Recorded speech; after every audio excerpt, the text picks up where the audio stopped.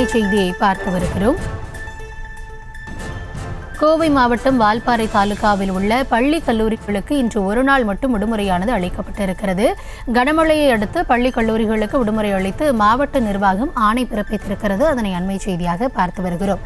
கோவை மாவட்டம் வால்பாறை தாலுகாவில் இயங்கக்கூடிய பள்ளி கல்லூரிகளுக்கு கனமழையை அடுத்து விடுமுறை அளித்து மாவட்ட நிர்வாகம் ஆணை பிறப்பித்திருக்கிறது.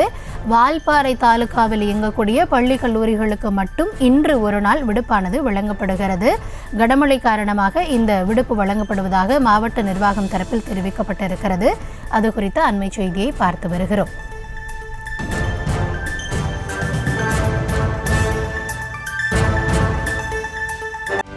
செய்திகளை உடனுக்குடனும் துல்லியமாகவும் தெரிந்து கொள்ள சப்ஸ்கிரைப் பண்ணுங்க.